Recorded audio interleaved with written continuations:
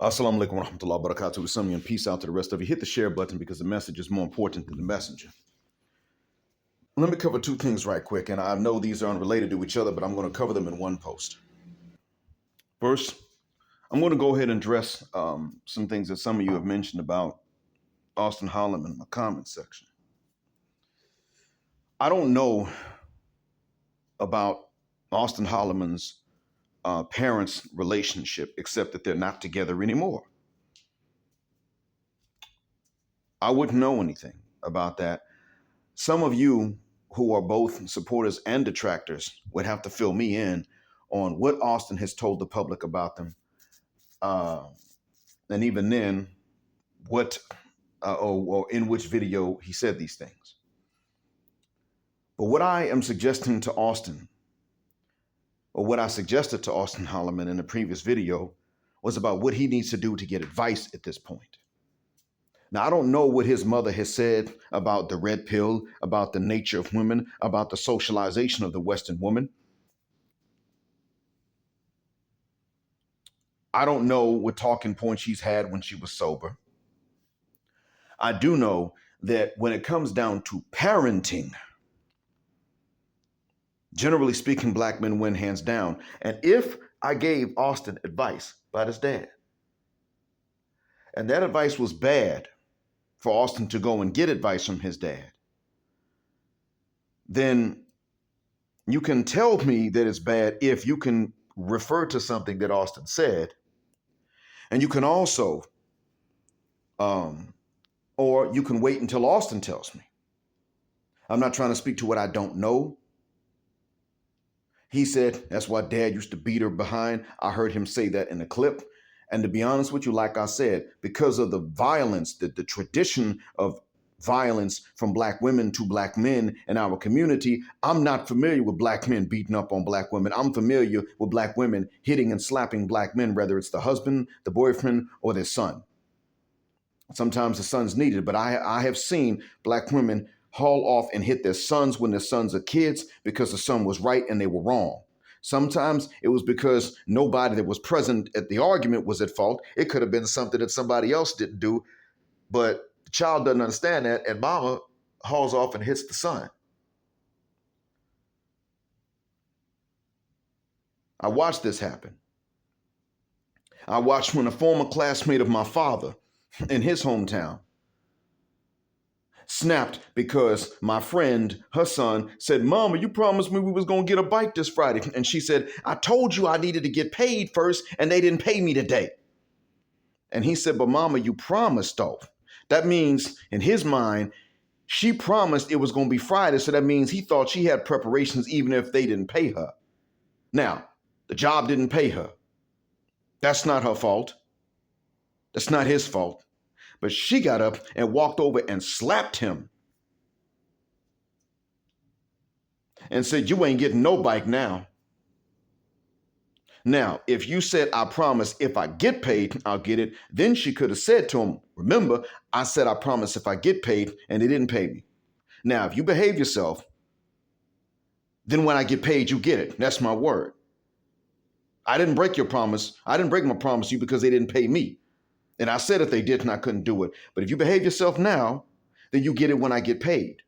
I don't blame you for being disappointed. Just understand it ain't my fault and I didn't break my word. If she had said something like that, some of y'all say, I ain't got to talk to no kid with that kind of finesse. And guess what that leads to? It's this notion that kids are just stupid. And oftentimes, if we men don't bother to explain intricacies and nuances to kids, the women won't jump down our throats. You can't just be saying it because you said so. Acting like King Kong, but then they turn around and do it and slap the kids, and we supposed to not say nothing. That's a double standard I've witnessed. So I can't sit up here and say that I'm familiar with whatever the hell y'all saying. He said that's why dad used to beat her behind. But then again, look what she had just done. Now, I don't condone just popping a woman because of her mouth unless she threatens you. But we already know that's not a part of black culture. And the funny thing is, if that was a part of his dad's repertoire, how the hell is it that dad got up in her guts to conceive Auston and not somebody else that didn't hit her? We know how that goes too. My channel is not about the exoneration of the black woman as a whole because they're black women. I don't mind exonerating individual black women, but I'm actually slow to accuse them of things that they might not have done, so I don't have to go back and do an exoneration later on. So some of you want to come in the comments and correct me. Well, if you want to inform me and send a link, I got you. Okay, I get it. But also keep in mind that my advice to Auston was not to sit up and go popping women like he said his dad did to his mom for whatever reason or no reason. I didn't say that. I said that what it does come down to is that we saw his mom get upset because he wanted to keep her nipples off of TV. I'm referring to YouTube as TV in this case, trying to protect her privacy. When she fussed at him, he didn't raise his voice. When he wanted her to just not be, when he wanted to not expose herself during one of his lives, he only raised his voice for that purpose. Oh, wait, hold up, mom, hold up. I'm live. You mother, you ain't gonna disrespect me in my house. You know, look, she doxed his car. He later on said in a live that they didn't make up, but everything was okay when he went back there to cut his brother's hair. That is, to a certain extent, dysfunctional.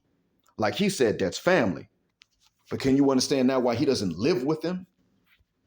What I do understand one thing, I don't normally talk about other people's deeper thoughts without hearing them say something that refers to that, but I do understand this, that it's subconscious, and he may not have referred to this in words and articulated this way, but I will. My generation has begun to question some of this plantation nigger trauma passed down maternally. His generation has made a conscious decision they will not pass that down maternally. They may not be thinking about it in these terms, but they understand it. And I'm with that 100%. We ain't passing that down. And if that means that the kids ain't going to be sitting up there in the States, stuck in the States, learning this from grandma and granddad when granddad is wrong, then that's what the hell it means. I done had to tell my parents that as good a pair of parents as they were, as good a parent as each one of them was, I am still aware of some of the mistakes, and I'm not passing those things on because I know the errors, I can identify them. I'm not going to teach my kids no plantation nigger trauma. When my mom was wrong, she just wrong. End of. Same with dad. Now, the difference is dad turned around years later and said, man, I was wrong about this, that, and the other. I'm sorry. Can you forgive me? He told me that at the Japanese restaurant. And at first I didn't fully grasp the depth. I said, yeah, dad, no sweat. He said, well, son, if you could just forgive me. I said, yeah, dad, when I said no sweat, I mean, I forgive it. I know you were trying. Years later, I understood the depth of what he meant, but I forgive him because he did ask.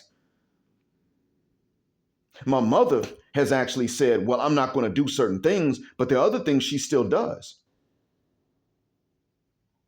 She was correcting my daughter one time. She said, don't look at me like that. And I later on told mom, hey, mom, what's the right way to look at you when you correct somebody?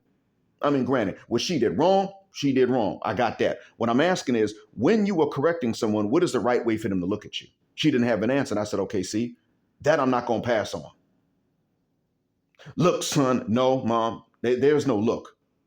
She's going to get the penalty for what she did. And you said that right. I bet she ain't going to do that no more. But this whole thing of don't look at me like that, what's the right way to look? I just asked you and you didn't have an answer, except look, son, that right there means that's nigger plantation trauma. I'm not passing that mess on.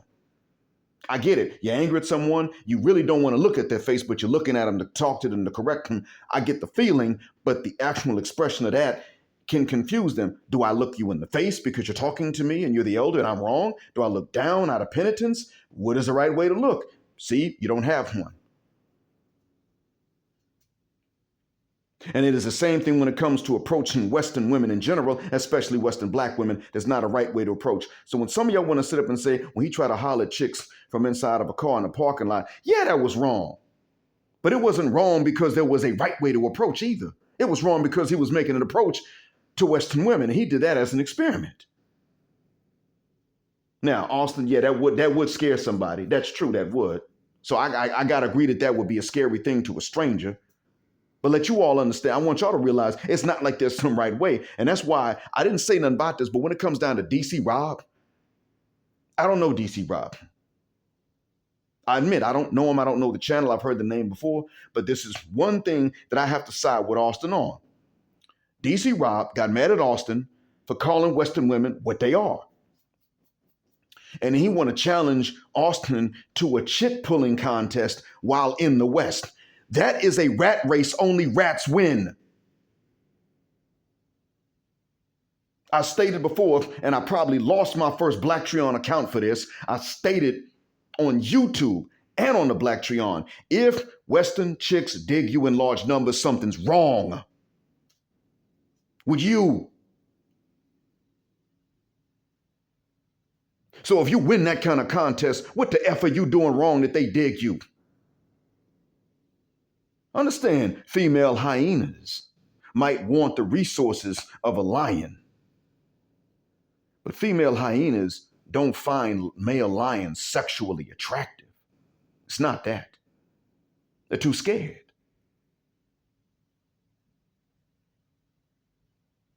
Whether you're talking about the savannah and the wilderness, or whether you're talking about the allegory amongst the Western human beings, that's what it is. The female hyena was not designed to copulate with the male lion. Am I calling Auston a lion? Well, he's growing into one, and he's screwing up sometimes. But keep this in mind too. If you want to talk about an awkward approach, what is a smooth approach? He's doing this on camera smoothly and awkwardly, but there's not a right approach. Even in traditional societies, there's not necessarily one. Brazil is kind of traditional. It's not old world traditional. Is there a right approach? No, not really. There are approaches that are just okay. They don't get you disrespected because you weren't disrespectful. And there's that. And we already see what happened. When he said easy, he meant that women were easy to talk to. And look what happened. A male hyena, American male feminist, made a phone call to a brasilera living in the U.S. with her zaddy, a black brasilera living with her zaddy in the States, a feminist, and she calls some attack dogs on him. And I'm sure she did not explain the context of what he was talking about. And he wound up having to leave. Not even because of the law, but because of gangsters.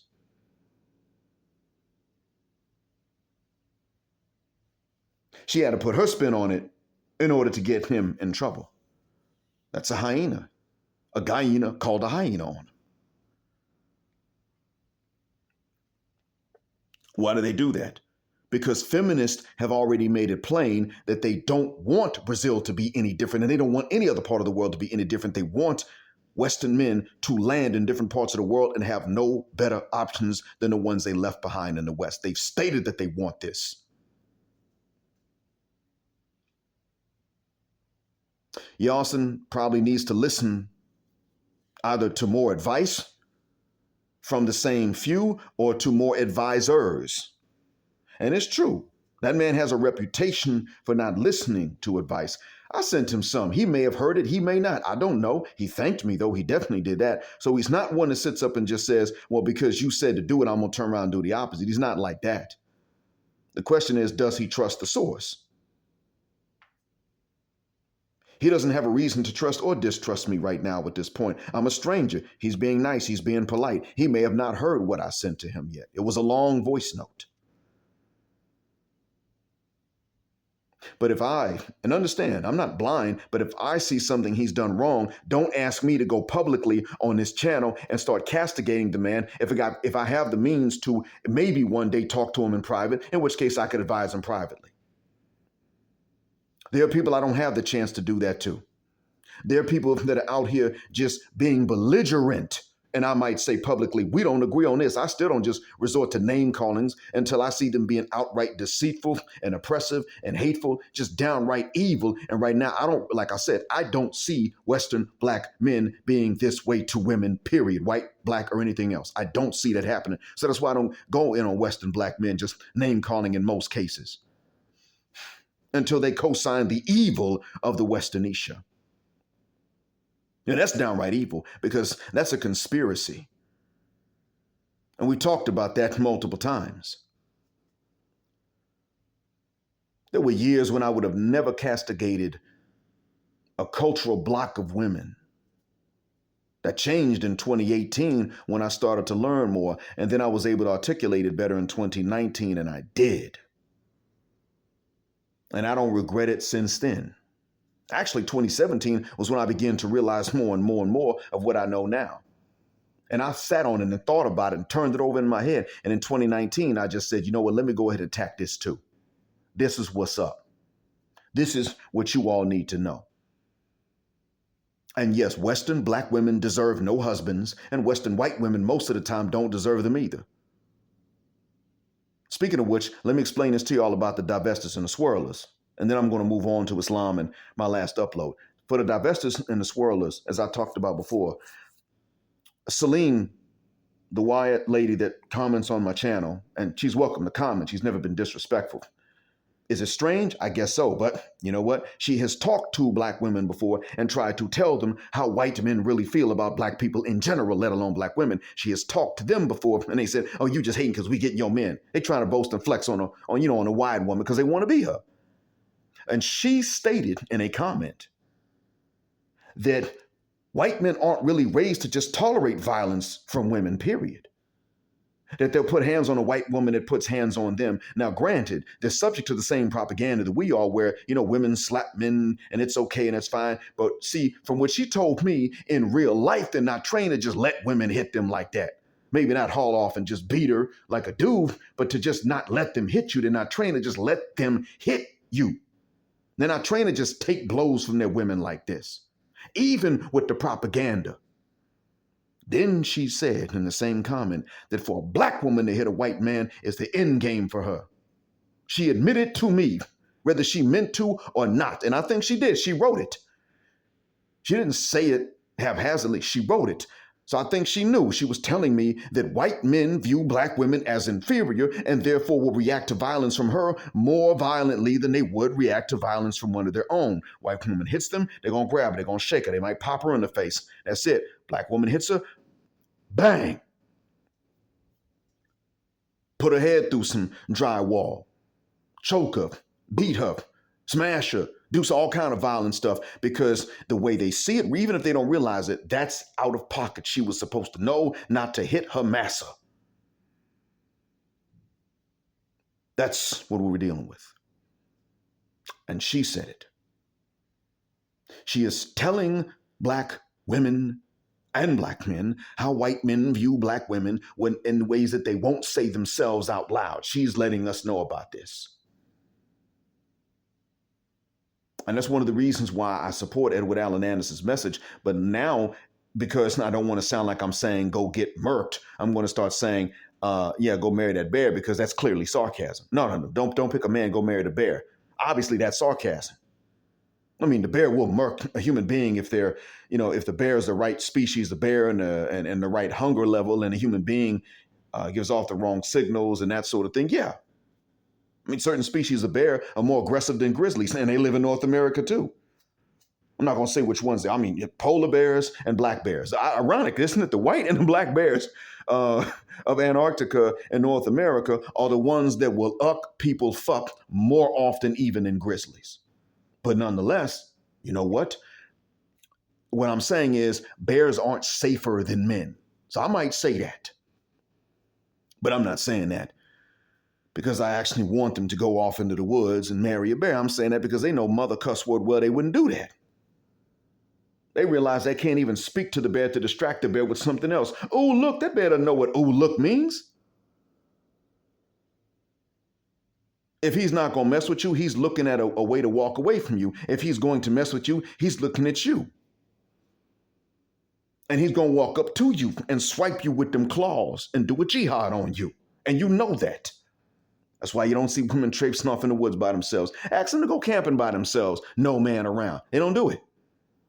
They try to pick a simp to go with them. And that's not even for the sake of protection. That's for the sake of hopefully he won't run as fast as we will.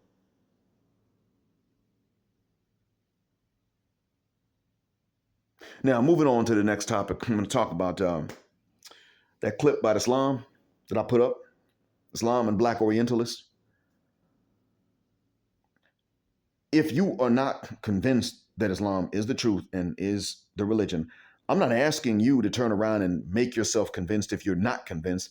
I'm simply asking you to admit to God and to yourself that I conveyed the message. Black mind conveyed the message. Just say that to God. Between you and God, just say, okay, look, if that's what the message is, black mind conveyed it, and where we can look it up. That's it. I don't want some of you to come in and start saying that I am apologizing for what the Arabs actually did. I'm not. What I'm saying is there are things they did, and I'm not letting them off the hook for it. There are things they did not do, and that's where they're being exonerated. They didn't single us out for bondage. They never did. They never singled out a race for bondage. Arabs did not do that. They singled out a race to call slaves. I talked about that, but they never actually singled out a race for bondage. Europeans did that.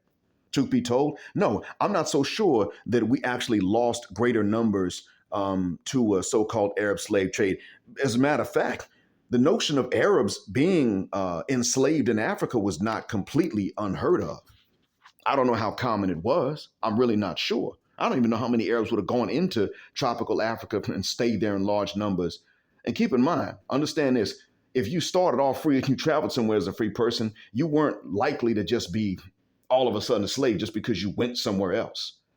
Normally, in order to become a slave, you'd have to commit a crime, go into a debt, or fight a war against someone and be captured alive. Well, Arabs were not going into tropical Africa on military conquest like that. Few times, and it didn't work. There were cases where Arab slaves were heard of. Abyssinia was one. There was some, for whatever reason, a few of them in West Africa. Maybe there were many, and I don't know, but few in West Africa. And the point is that if Arabs went into Africa and misbehaved, they could wind up as slaves. I'm talking tropical black Africa. If they went in there and they did misbehave, they had a high chance of winding up as slaves if they did it, and they knew that.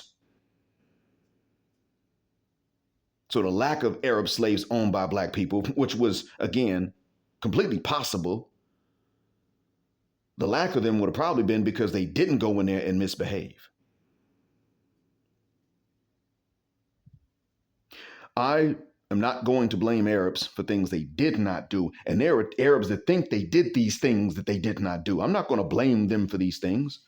I'll blame them for being stupid enough to believe they did, or that their ancestors did stuff they ain't doing. Look, I teach them. Arabs come out of the Arabian Peninsula. That's as the beginning. That's why it's called the Arabian Peninsula. It's where the language was spoken. Trust me, North Africans who became Arabized, and some of whom are Arabs, may have a different work ethic. And even then, I don't think they have that much of one. But I'm telling you, Peninsula Arabs, especially the ones that are now Khaliji, don't have the work ethic to go into a place and colonize it and just grab a bunch of people and then march them to the coast. They don't have that. They really don't.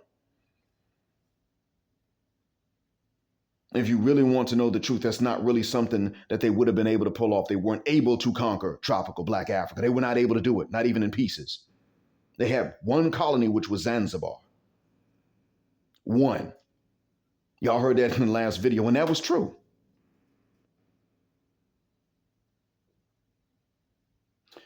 But truth be told, I still give them that work. But what I put up was for you. It wasn't for the Arabs. What I put up there was Rudolph Bilal Ware talking to you. Different conversations we have with Arabs, we don't let them off the hook. You can ask Bilal of the features. The conversation we have to have with non-black Arabs is not the same as the one we got to have with black folk. Because we fix or address or correct misconceptions on both sides. If you got a misconception, I'm going to correct the one you got. The Arab has some, I'm going to correct the ones he got. Y'all don't have the same misconceptions. Well, actually, sometimes you do, and I'll correct both. I've had to tell Arabs, listen, y'all never actually singled out black people for slavery. You never did that. But you singled us out to call us slaves, and I'm going to get on y'all. I'm going to get on you rats about that. I told y'all I had a student last semester set up and said to me, Instructor Black, we aren't racist, but it's just we are see black as slave. Just that. I said, okay, well, we're not racist, but we see Arab as terrorists. Now, you see how stupid that sounds? He nodded his head like, yeah. I said, well, that's how stupid you sounded when you just said that. And his classmates got on him about that and said, yeah, man, that was kind of dumb. I remember the dude's name. And he said, yeah, that was kind of stupid, dude. We see black as slave. And he even said, well, don't we call him that? And they said, yeah, we wrong. Yeah, we say that, and that's a wrong thing to say. And I even jumped in and said, I mean, if you don't like it when Europeans call you terrorists, well then damn, why you call us slaves? And they were saying to him, yeah, exactly. Now, the thing is, he wasn't lying. I wasn't saying he was lying because they call us slaves. What I was saying to him is, that's a dumb way to see it. Don't try to justify that. What you said can't be a justification. It's a confession. One of the reasons I remember that is because that was one of the occasions where I had to translate the word confession into Arabic, i'taraf. With that throat stopping sound, yeah, i'taraf. You got to say it like that, but they don't know what you mean. If you just say i'taraf because you're not Arab, they'll look at you like, what, huh? You can say it 1,000,000 times. It'll never occur to them because they don't have an imagination like that. That's the other thing about them. Gonna go and conquer a whole continent. I'm not saying the continent was united, but how they gonna conquer one place after another, and they don't have that kind of imagination, really. It was difficult to go in and conquer tropical Africa. And you're talking about people who have very little imagination going in and just taking over a continent where the people were already accepting of the message when they heard it willingly. Oh, yeah. Talking about something, they went in and made our ancestors Muslims. No, you couldn't do that to them. You can meet West Africans today that are Muslim, and they'll tell you couldn't force us to become Muslim. It worked for us. It made sense. Some people said, we pray to ancestors. They were living like us, like people, and there were things we can't do, and we're going to pray to the dead who can do less than us to do things that we can't do now. What kind of sense does that make? There were people that simply said that. Or we could pray to the God that created everything and see what answers we get. Well, you know what? Let's try that. What harm do we lose in trying it? And believe you me, you pray to God, you get results. Now, you do have to pray to the creator. You're not praying to other spirits. You're not praying. You can't be praying to images. You got to pray to the creator to see the results or to at least see an answer. And it's pretty clear. Whenever you get an answer, even if it's no, you can see it pretty clearly. And you can't be confusing yourself with God. We are not God. God is not us. We're not extensions of God. Some of us say that, but we're not extensions of God. We are creations of God. We are his possessions. He owns us. He can do what he wants. And we're fortunate because he inclines towards mercy more so than just punishing us. And even the punishments are punishments that we can avoid by not earning them. He inclines towards mercy. There's species wherein their mothers and fathers don't raise them. They are born and they got to make it on their own. There's species like that. We're obviously not one of them. Most of them, most species start off raised by one or both parents. That's mercy right there. Who put this into almost every species? Some would say, well, evolution, and I can understand how that worked. Yeah, okay. And how come there's some species that don't have it? That's so that we can look and see the mercy versus the absence of it. And even then, when they don't have that, they still have certain instincts that help them out to get off to a good start.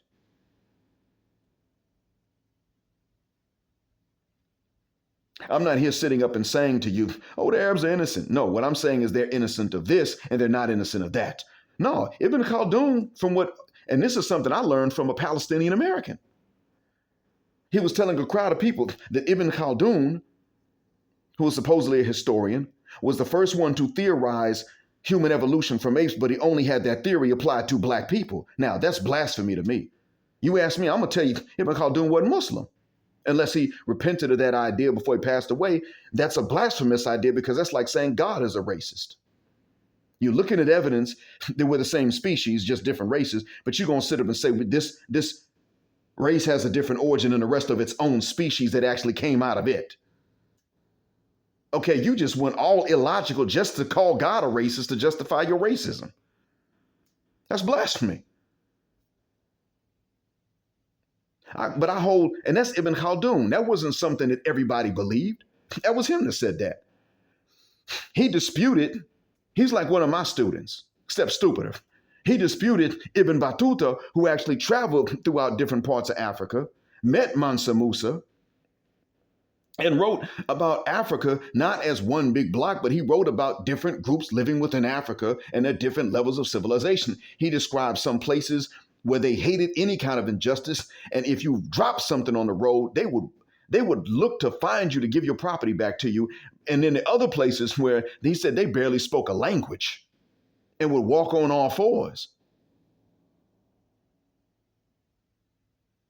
But Ibn Battuta went from place to place. He didn't have anything to say about black people per se. He talked about different groups, and that's it.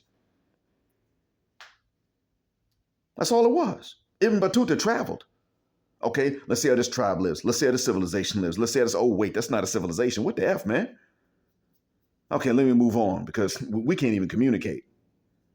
Okay, now these folks, they're kind of in the middle, all right? Oh, wait, now these folks here don't have a concept of paternity, but they do have one of maternity. That's odd, that's strange. I mean, he just wrote, he separated it, and that's accurate. So I'm only exonerating anybody for what they did not do. Hell, if I'll do that for Western women, why wouldn't I do that for a group of people that have been blamed for stuff they didn't do?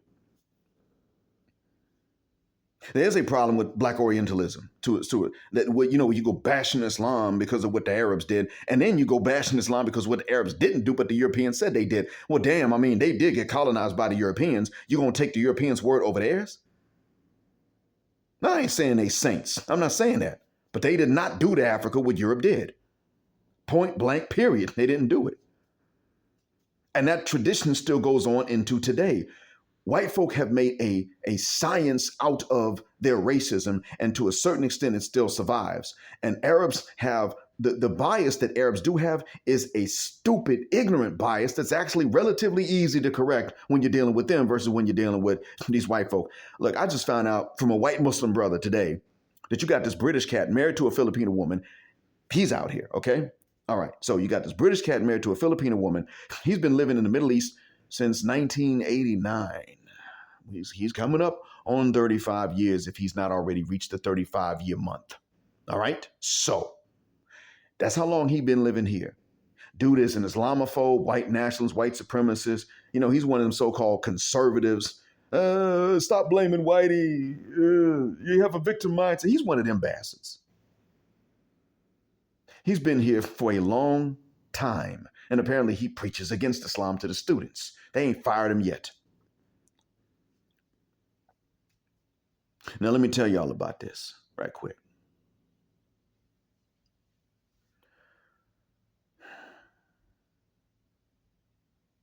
The students, if I have a debate with him about race and we're talking in English and I ain't got to translate nothing, and neither does he, do you think this man can be corrected? Hell no, he can't be corrected, despite having a Filipino wife. You can't correct this man. If I have an argument with a Dutch South African that works here, you think I can correct him? No. I can correct an Arab because they don't walk around with a notion of hatred and true racial superiority, inferiority. They don't have a notion that we're not per se human. Now, you want to talk about blackface in Arab countries, that's Egypt. That's where they do it at. It's not all over the Arabic world, Arabic-speaking world. It's Egypt. And trust me, you know why you want to know why Egyptians do what they do when it comes to black folk? Every other Arab don't like them. That's why. You know how other Africans look down on Nigerians because of what a few scammers out of a particular language group have done? So other Africans don't trust Nigerians in general. You know about that? Well, guess what? Amongst the Arabic-speaking world, they don't trust Egyptians because of the way that scammers in Cairo and Alexandria act. And a lot of people act like scammers. I mean, if you really want to know the truth about just being dirty, greasy, grimy, man, most Nigerians ain't got nothing on an Egyptian. See, in Nigeria, you ask them and they can limit it to a particular language group, maybe some of their neighbors, and people to just follow them. Go to Egypt, it's pretty much, oh, you from a big city in the north, Alexandria or Cairo? Yeah, until I know you a scammer. And Egyptians will tell you that. They will intentionally, If you're not an Arab and you're going to the Arabic speaking world and they know this, they will intentionally teach you the wrong Arabic before you get to the Arabic speaking world because they're just so proud of their ukfup Arabic. It's not even Arabic. So because other Arabs have this view of them, but they're very proud because their media and movies are all over the Arabic speaking world, that's their relationship to all the others. So what that means is that they got to look down on somebody. So, I mean, they'll gladly look down on tropical Africans, gladly, because it gives them someone to look down on. This is not something that's actually that bad throughout the Arabic speaking world. Lebanon has a problem, and it's not even just black folk in Lebanon. It's pretty much, oh, you come from a poor country. Never mind that Lebanon ain't the richest of them. They're just like, oh, you come from a poor country. We'll do what we want. If you really want to know the truth, a lot of maid abuse is not going on in the Gulf as far as we know. You hear stories, but you can't really prove it in the Gulf. That a lot of times you see them out with their families, and you can look at them and tell they're not abused. They're out with the families that have hired them. I see this a lot here. Lebanon, that's actually where a lot of the stories are coming out of. People don't realize that Lebanon is not the Gulf. Lebanon's not even Jordan, and Jordan's got some problems. It's Lebanon. And if you think that the Gulf Arabs have a superiority complex, what they kind of do in terms of finances, yes. A lot of Lebanese have it for nothing. Like they just feel better than anybody that's not Lebanese. They feel better than other Arabs. Some of them say we're not even Arabs, we're Phoenicians. Unaware that the first Phoenicians had to have been black. They'll tell you, we're not Arabs, we're Phoenicians. We started the first civilization. Tell them the Phoenicians were black. No, the hell they weren't. It's the same thing with Egyptians. You tell them their ancestors were black. They got 66% original DNA from ancient Egypt in the average Egyptian today, but you're telling them that those Egyptians were black. No, they weren't. Yes, they were. They're still mad at Kevin Hart. Now, I understand why they're mad at Jada Pinkett Shakur, but they're still mad at Kevin Hart because he referred to the blackness of the ancient Egyptians. Still pissed off at him because that's how they are. He was an American when he was about to go and do his comedy show, but he became nothing but an African nigger to them when he made a remark about the blackness of the ancestors of them and himself, which is only partially true because there were pockets of West Africans that moved into Egypt, and there was also the reverse. It did happen. So we wasn't lying. I just don't like the way that many of us focus only on ancient Egypt. And Bassem Youssef, an Egyptian commentator, actually made a remark about that. He said, why do they overlook their own history of the Songhai and the Ghana and the Mali empires? And my answer to that is, we don't, bro. We don't hear about that much. We don't overlook it if we do hear about it. Those of us that do know don't overlook it. We hear about ancient Egypt.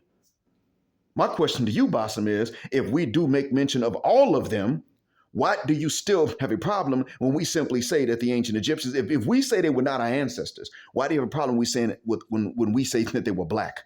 There was a time when they were. What's the problem, bro?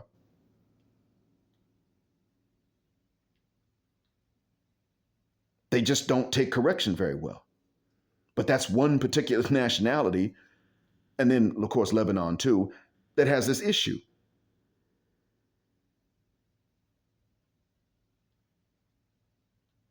The rest of them, you can easily correct on average. They're a little stubborn. Arabs don't, they love to interrupt. The Bedouins really. But you know what you can do? One day you say something to them like what happened in my case when one of them asked me why I married a black woman, I realized that I'm black. And I said, wait a minute, did you know I'm black? No. Then why did you ask me why I married her? You should be asking why she married me. If you really thought that I wasn't black, you should be asking her why she married me. When I said that to him and then explained to him why I said it, he actually he was embarrassed because he couldn't say anything. Bro, you talking to these Western European racist white supremacists, they don't take correction. And they will interrupt and they'll do it again and again and again and again and again. They'll never stop. They'll tell you, don't interrupt me, and then they'll interrupt you. That's what they'll do. The Bedouin, you just have to say, hold up, man, let me finish my sentence. Okay, all right, finish. You can remind him to at least y'all stop interrupting each other, at least that. And they actually learn something. Now, they don't admit it right off the bat, but you know what'll happen? If you're around them enough, if you choose to get around them again, eventually they're going to start saying some stuff that's kind of woke. I've witnessed it happen. I started off in a town where you couldn't really get away from a lot of them. And I have to admit, a lot of them stopped. I can't sit up here and tell you that this has ever happened with these Western whites. And that includes the Dutch South Africans. I've never seen them take a correction. But like, you know what? Yeah, that was kind of jacked up. No, they don't think that what their ancestors did was even an issue. They don't want to hear about it. And then on the flip side, you do anything for your own freedom and justice, and they pitch a fit. They think it was blasphemous what Mugabe did to the white farmers in Zimbabwe. They didn't want to blame him for the shape that Zimbabwe found itself in. No, Zimbabwe was still dependent upon foreign aid, and the British cut it off because the Negroes kicked the Brits off of the land that their granddad stole by force. So, of course, they withheld the aid at a time when Zimbabwe would have needed it. Mugabe could have been a good or bad. I don't know what kind of president he was. I didn't live there. What I do know is he did not cause that financial crash. That's what I do know.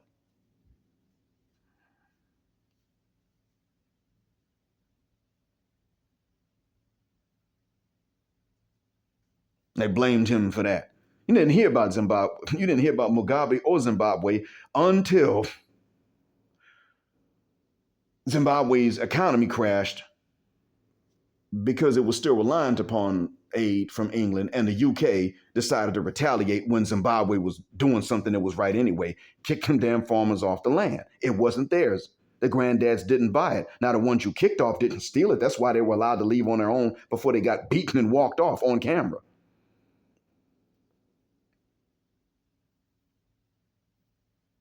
And quiet as it's kept. I'm not sitting up here to tell you that Arabs didn't do something they actually did. I'm here to tell you they didn't do something they didn't do. When I have conversations with them, y'all already know I get on them. And a lot of times the conversations about which I have to correct them are not about race. I got to correct them for things like, stupid things like, you cheated on this exam, bro. No, yes, you did. 100% likelihood this was generated by AI. How? Simple. I went to one of the AI detectors. And if it says 100%, that probably means that you use that specific AI service to generate this thing. You probably use ChatGPT. That's what most of them use. You got others, but most of them use ChatGPT. I go to Zero GPT, run it through, it says 100%. That means you use ChatGPT, and Zero GPT was able to recognize that that same server had generated this. So it recognized it. You an idiot. You thought I wasn't going to catch it? You can't write like this in any way, even in your own language. Now get your ghetto behind out of my classroom. Got a zero for this. Most of the time and stuff like that. Today, we had rain last night, so today classes were online. Now the email did not show up in my inbox, even though it was sent yesterday. It didn't show up in my inbox until 9:20 this morning. Classes started at 8. I thought nobody had showed up. But then as soon as I saw the email, I logged into the Telegram group for my students to tell them, hey, listen, I'm going to log into the online class and I wait for 20 minutes. No one logs in, I log back out. You do, I'll teach you. And as I got ready, as I opened up my Telegram, at that moment, my student, the real lazy one, shouldn't say, well, yeah, he's kind of lazy, but he always wants approval without doing the work. Big man, that's his name. I got 2 big students, but one is nicknamed Leon. Big man, who always repeats the same mistakes again and again and again and again and again and never stops. Doctor, you are very you are very struggle, doctor. You are that guy. He never stopped saying that. I shouldn't say never. Anyway, that guy sent an email to me. Instructor Black. Email said there is no class today. I said, it didn't say there was no class, man. You think I'm stupid? I just saw the email. It came to me late, but I did read the email. It says the classes are online. Now you get into the WhatsApp group and tell your classmates that it's online. I'll log in an online class and wait for them 20 minutes. Put that in the WhatsApp group. If you do that, you did what you could do.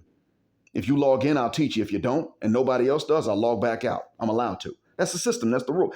But he's going to try to pull a fast one on me. The email said there are no classes. No, it didn't say that. It said they're online. You don't have to drive to the campus.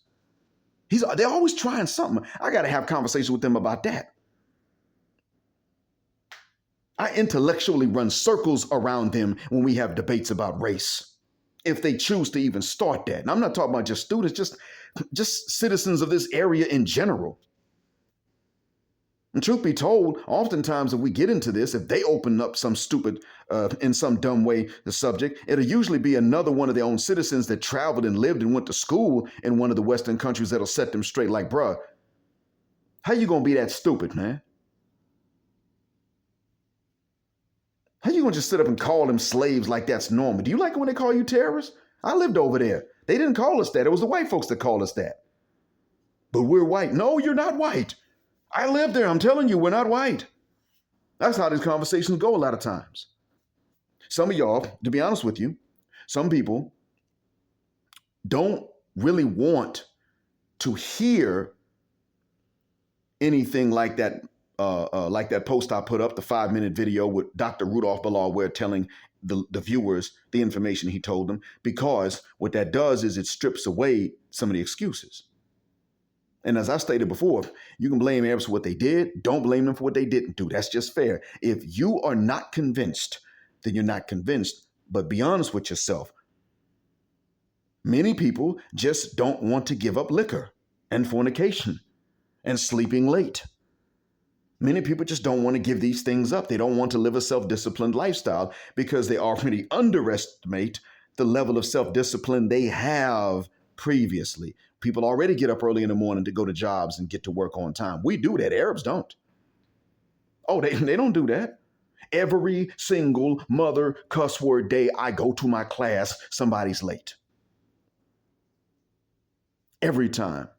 As a matter of fact, I don't have a single student this whole week and the last week that showed up at the time that the class was there, except for one student one day last week. That's it. They're all late. Now, some of them are so late they're absent. Some of them are absent many days. You are not like that because you lose your job if you were always late every single time. No exceptions. If your job starts at 5, you get up at 3. And if you get tired enough from not going to bed early enough, by that third night, you're pooped. You go to bed early. You go to bed before the sun goes down so you could be up at 3 to get to your job at 5 if that's the time it starts. You change your schedule so that you can be at work on time or you don't keep a job. You know this. You already have the self-discipline to wake up early to say the morning prayer before the sun comes up.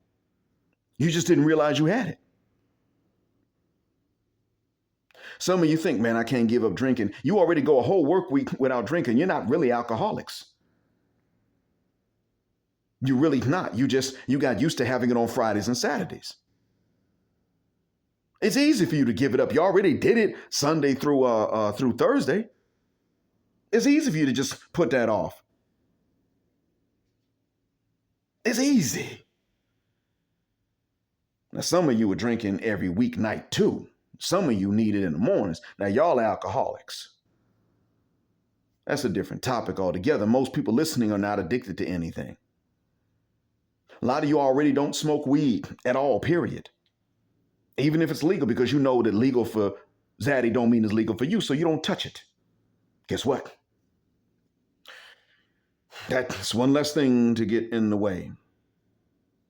A lot of you already, you're not getting out. This is one thing that may be harder for women than it is for dudes.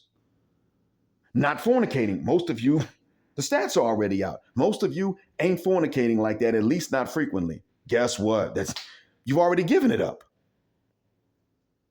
Or you go long stretches at a time without doing it. Some of you never fornicate. You already have the self-discipline. You just didn't realize you had it. So a lot of times, many of us want to sit up and keep pointing the finger at the Arabs when a lot of it's, and the funny thing is, we've been pointing finger at Arabs for things Persians did.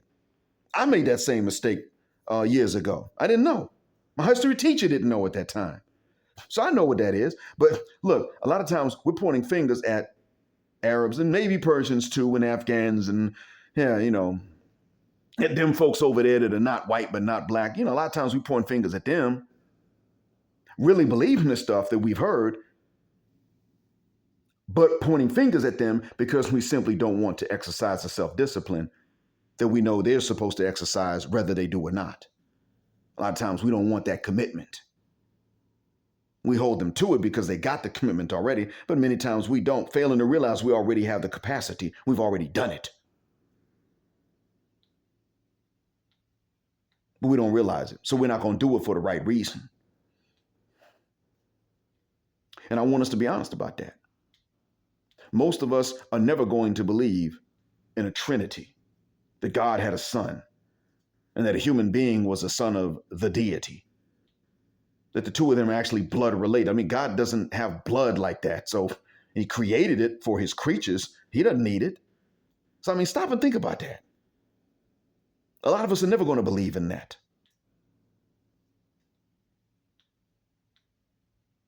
A lot of us are never going to really believe that we could be, though we are creations of God and he gave certain gifts to us, we're not going to believe we're actually extensions of God. I'm God, you God. No, you got a doctor's appointment.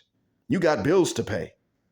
You lose consciousness. If you don't sleep willingly, you're going to fall asleep unwillingly, and you don't have any say-so over that. You go long enough without sleeping, you're going to go to that final sleep and not wake up. You don't have an option. There are things you don't control. You ain't God. I ain't God. We ain't gods or goddesses. And these are things that you already know. And since these are things that you already know, really, to be honest with you, a lot of you just have to be honest with yourselves about why it is you're willing to continue to point fingers at someone, not for stuff they did, but for things they didn't do. Why are you willing to continue doing that when you actually have the ability to look at history and find out? Well, because you don't want to actually accept a notion of discipline, a commitment. We see that with the Western niches. They're going to point fingers at us for things that a few dudes did, most of us never did and couldn't do anyway. They're going to blame us. We're looking at them like, no, see what it is you're willing to sit up here and make up stuff, blame all for the sins of the few, and make up some stuff on top of that because you don't want to listen to and submit to the regular ones of us who don't have a fortune, and even the ones who have a fortune to spend on you. You don't even want to listen to them because you got to listen. Failing to realize you're already listening to your boss. You're capable of listening to men. You're just not capable of making yourself or humbling yourself to listen to men that don't have a fortune. You listen to a boss to whom you are an employee number just to never have to listen to any other man that actually loves you and finds you to be irreplaceable and unforgettable. That's what the walk that is. And we look at them, we call them on that, rightly so. But let's be honest, man. You know, they have the self-discipline to do it. Just they can't make themselves do it for the right reason, psychologically speaking. It's the same thing with many of us. If you're not, like I said, if you're not convinced, you're not convinced. Some of you are convinced, really, when you look at the logic of it, just like, yeah, but I can't pray next to no Arab. I can't pray next to no Indian. I can't pray behind them, especially. Well, okay, you know what? There are black mosques all over North America. You don't have to if you don't want to. There are rows of black folks that thought the same thing you did at one point. They're praying, and they're only praying behind each other. And it ain't because we're being racist. It's just because, you know what? We're not going to let no racist pray in front of us. We got our own mosque. I know. I went to them in Atlanta. Masjid Mu'minun. I used to call it, I remember when sometimes if I was speaking really quickly, I'd mispronounce it Moon. I didn't mean any harm. I just, you know, when you're talking real fast, then Atlanta Masjid al-Islam, yeah, they for black folk. There probably some more I didn't know about, but yeah, they for black folk. You go there, you praying behind a black mom. You might even be praying behind a mom from the motherland. I've been there. Been to both of them. If I had to visit Atlanta again, I'd probably go to one of them for the Friday prayers. I understand, okay, you're not going to pray behind somebody that might be a racist. Okay, cool. You don't even want to pray beside them. Like I say, you ain't got to. If you go there and you do see someone that ain't black, that's someone that ain't a racist. And if they are, they're trying to fight it. I've seen some of them there too. I met them.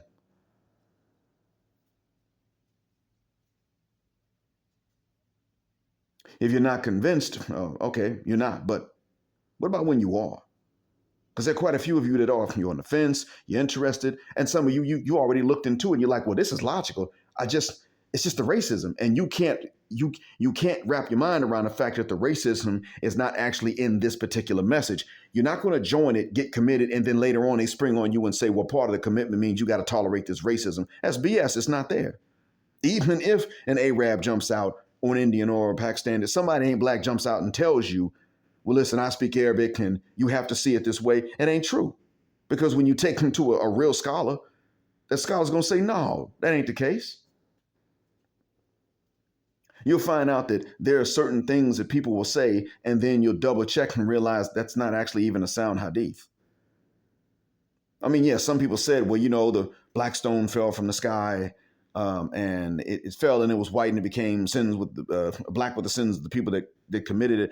I don't know the status of that hadith, but unless that's a sound hadith, I don't believe a stone fell out of the sky white. Stones have fallen out of the sky before. They don't fall out white.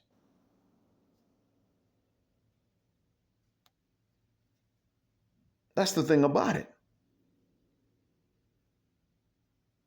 There's a verse that does say that some faces will be lit up and other faces will be turned black. But there's also a verse that says that the ones whose faces are turned black, which means it's a punishment, will have their eyes turned blue.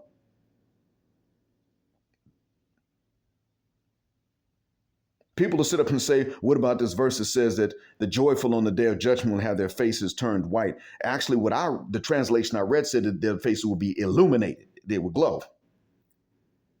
That's what I read. Translated in English. I admit I didn't read it in Arabic. But then you got the ones that, the point I'm making is that when you really go into it and you research, you really can't use this message to justify racism, especially the white supremacist kind. You can't do it. And that's, some of you are afraid that if you accept this commitment, then you're going to find this out later on. No, you're not going to. Not if you actually study. Now, if you just listen to people that themselves don't know, yeah, they'll come to you. Like I said, people that ain't black, even when they're Muslim and they don't actually study the religion, sometimes even when they do, they just overlook stuff. I've seen that happen too. I mean, you do have some scholars that have said some pretty dumb stuff.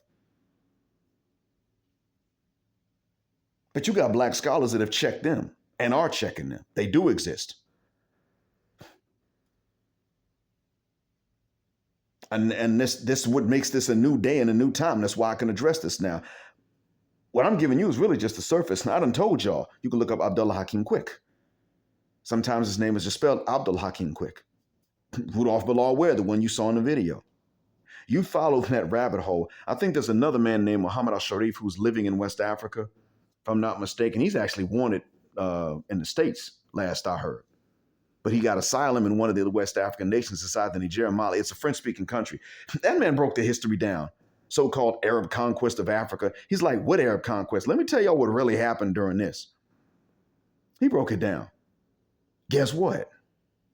Wasn't no such thing. North Africa, yeah, and I ain't gonna front. The Arabs they didn't behave themselves very well in North Africa either.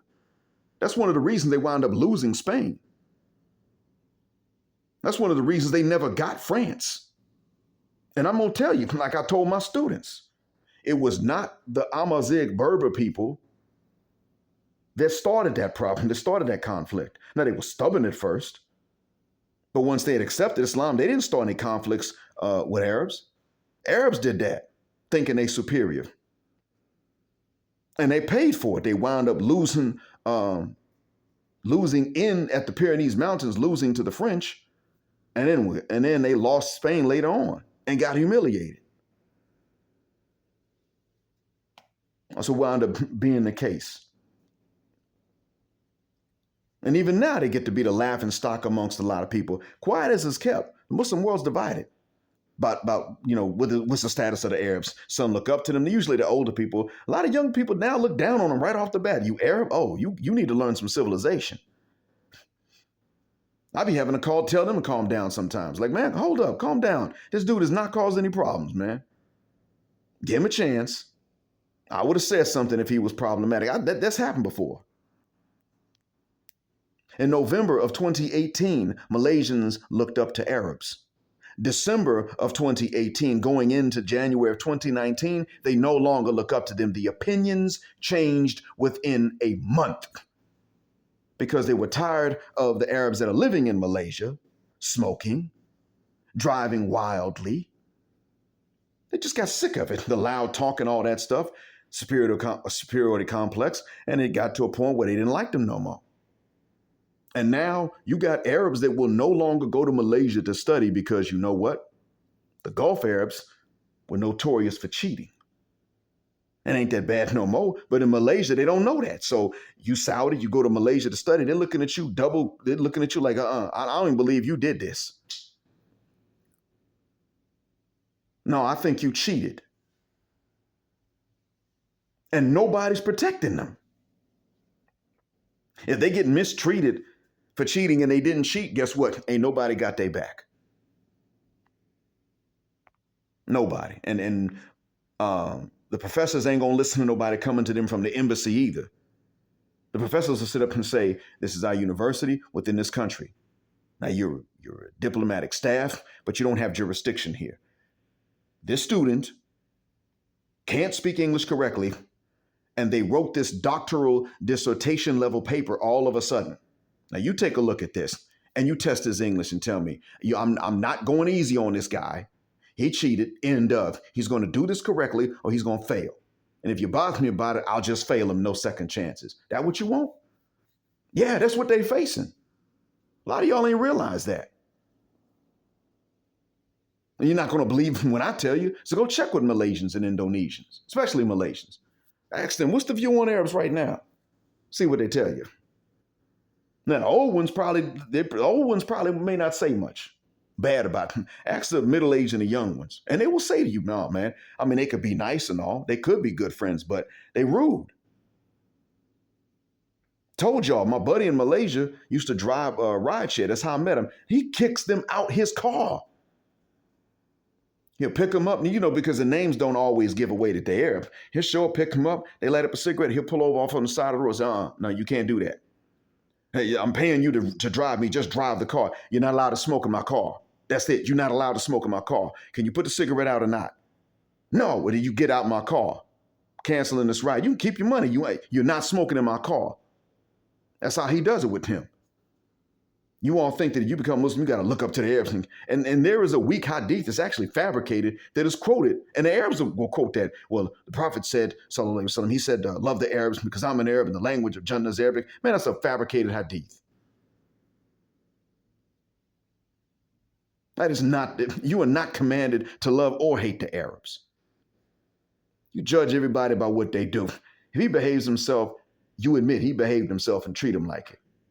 He misbehaves, you give him the same penalties anybody else would get for the same thing. That's what we're supposed to be doing. This is known. I mean, stop and think about it. Kendra Davis, DJ Fish Grease, aka the Crimson Cure, is Muslim, been one for a long time. Do you think that she just follows behind Arabs, whatever the Arabs say? You think she does that? You think an Arab can come and tell her what to do? No. An Arab man can't tell her what to do.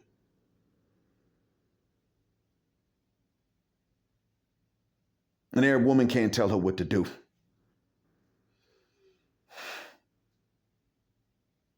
There's one scholar. He talked about dreadlocks being haram or something. That man studied for years, has a show. You think I listened to that man? Nope. He done All Lives Mattered. Some people that asked him questions about the Black Lives Matter protest in 2016. He did that. He didn't say, well, it's a movement led by he didn't talk about the actual Black Lives organization and their pilfering no, he didn't talk about nothing about it. He just All Lives Matter. He literally said that. He might as well have been a white Western American talking that trash. All lives matter. 2 years after he done said the dreadlocks are haram. He may have said it even before that. You think I listen to him? I can listen to scholars that actually know what the hell they're talking about. And to tell the truth, a lot of the stuff I heard from Shadid Muhammad out of New Jersey. And truth be told, when Shadid Muhammad, when he's talking about race, I listen. He talks about gender. Nope, turn it off because in the end, he wants to talk about what some of the bad dudes are doing. I'm looking like, bruh, Okay, I get it. You got these trifling N-words. You get them, and you get these trifling dudes in the community. That's true. You get them, but you still have a dearth of good guys that are overlooked in the Muslim community. They're not overlooking good women. They're being overlooked by good women. You got Muslim women in the hood. They praying, they got Quran, but you make them angry and they start cussing and swearing. And they like dudes that got burners under the seats of the car. Felonies and bodies. That's what they want. They don't want that straight-laced Muslim guy that ain't got no baby mamas and no jail record, nothing like that. They don't feel safe with him. Because she still got that hybristophilia, that hyena in her. And he's overlooking that.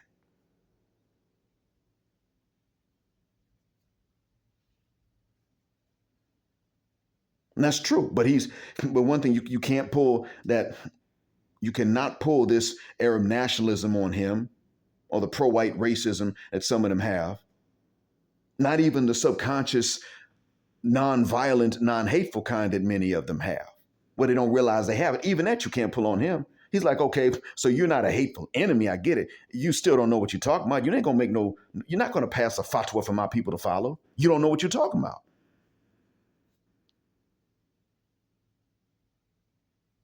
If he debated the scholar from Saudi that had the nerve to say something about dreadlocks being haram, I bet you'd mop the floor with him. He done already addressed this before. There's a change amongst black Muslims right now where they're beginning to say, you know what? Bias is wrong.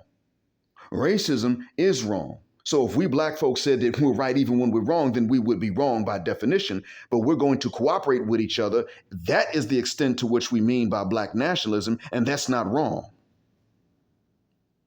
Because we're going to have a common defense. We're going to cooperate. We're going to protect even non-Muslim black folks from racial discrimination as best we can. We're not tolerating that no more.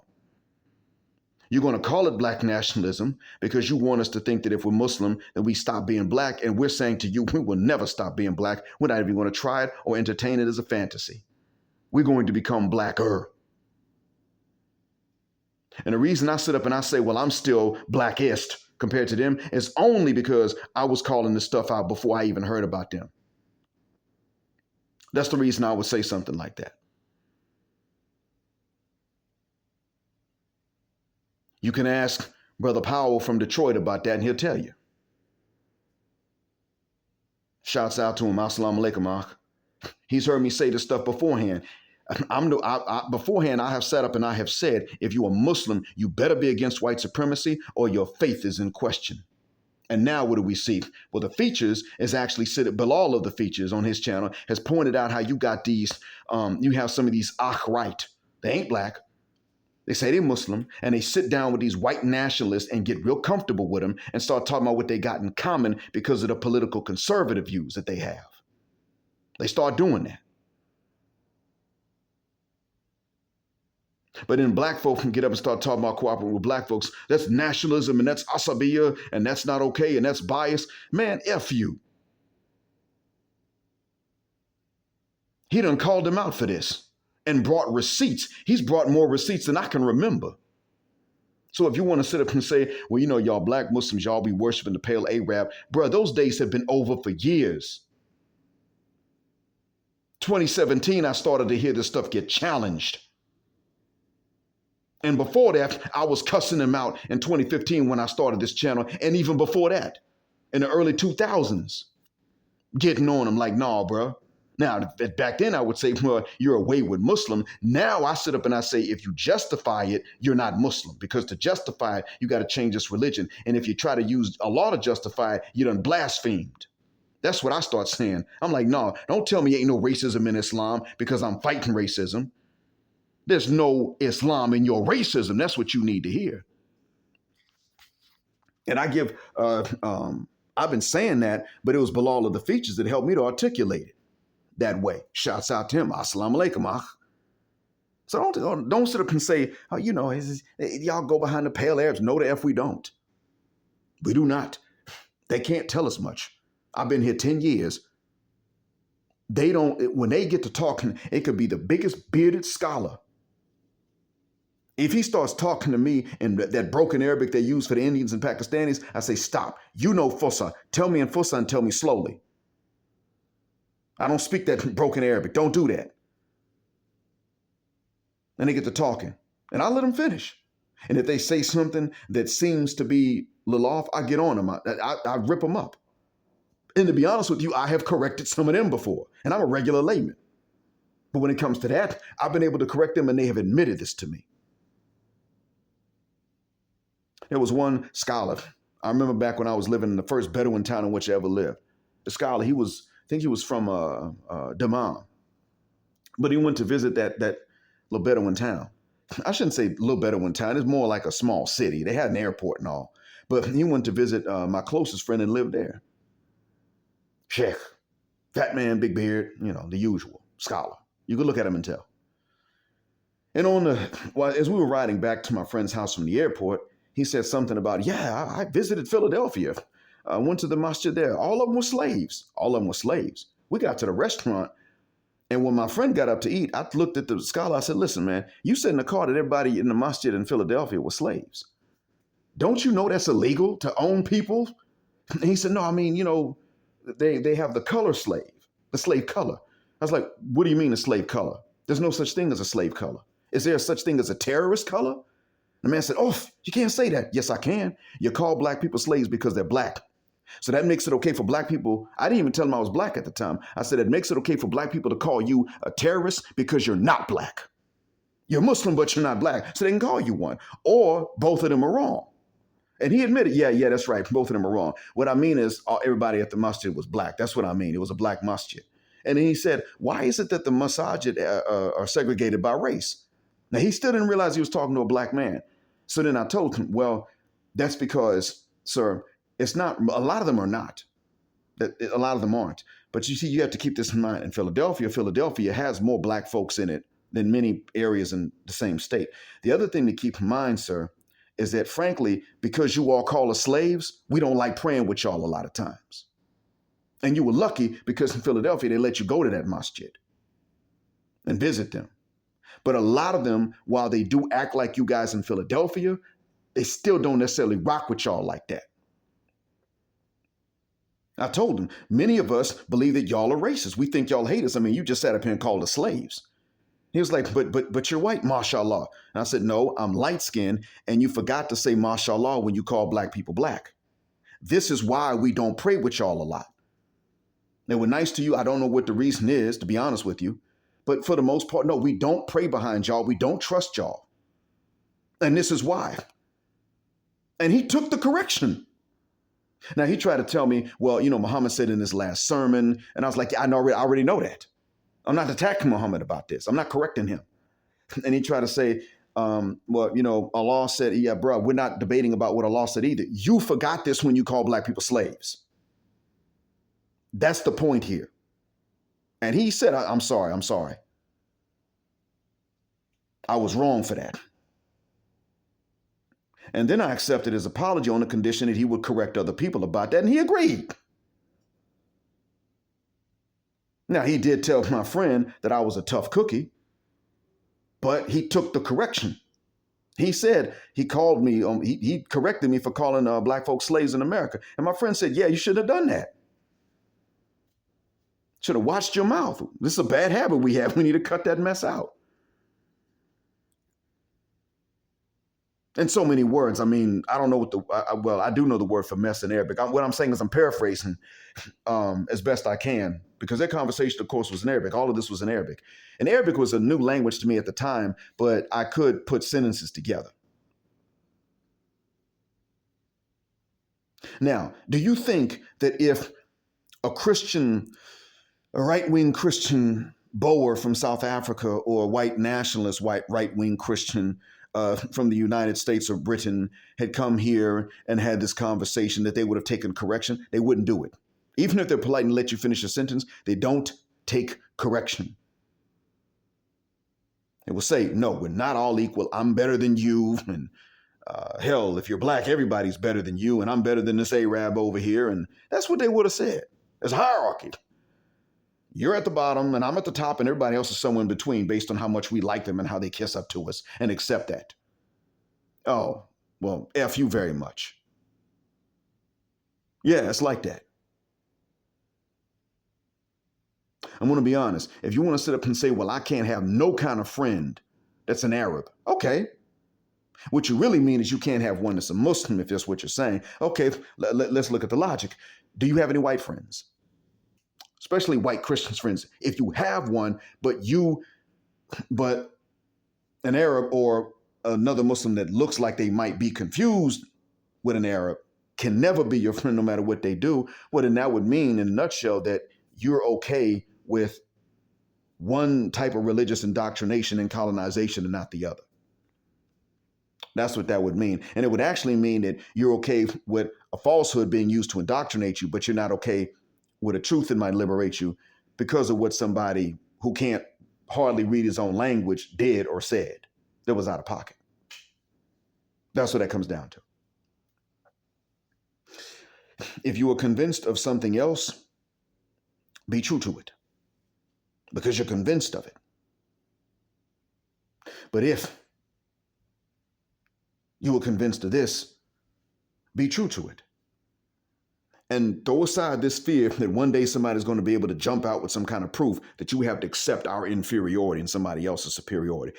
If somebody tries to jump out at you with that sort of thing anytime later on, realize you don't even have to accept that person's equality. The person trying to prove to you some notion like that, which goes against the Quran itself and several sound, authentic reports of what Muhammad sallallahu alaihi wasallam said, then that person is actually inferior to you because of what they're trying to say. You don't even have to accept their equality and tell them that. Well, even if they try to just argue that other races are just more beautiful than black people.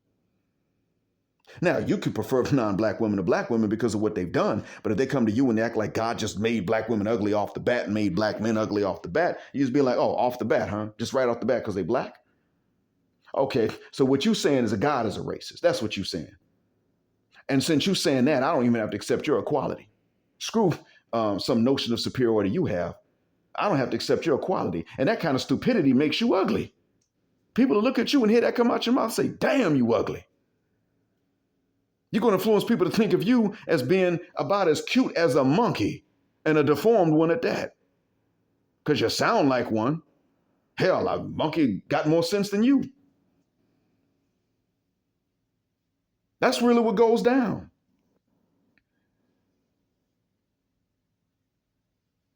And you can say stuff like that. You wouldn't be the first one if you did.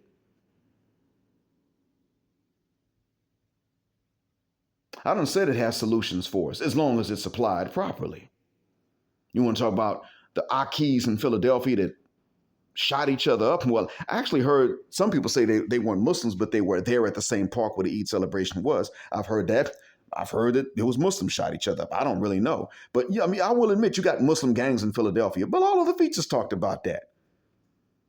In every other city in North America, black Muslims know that that stuff is not normal. It's a one-off. Everybody knows that.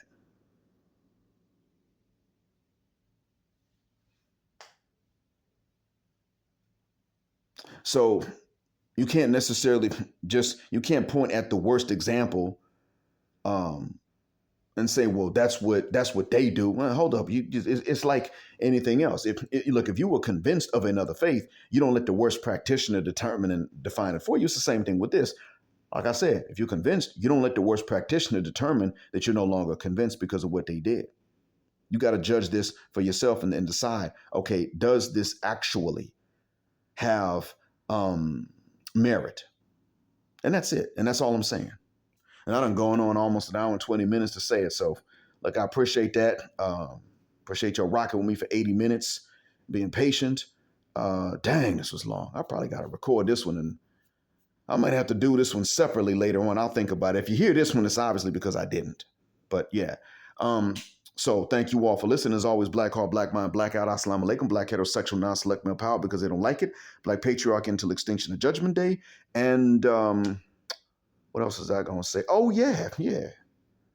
Thank you for flying with us here on Jet Black Airways, where the phrase jet black is also a verb. Keep jetting black with us until the wings and the wheels fall off. Gender, justice, forever.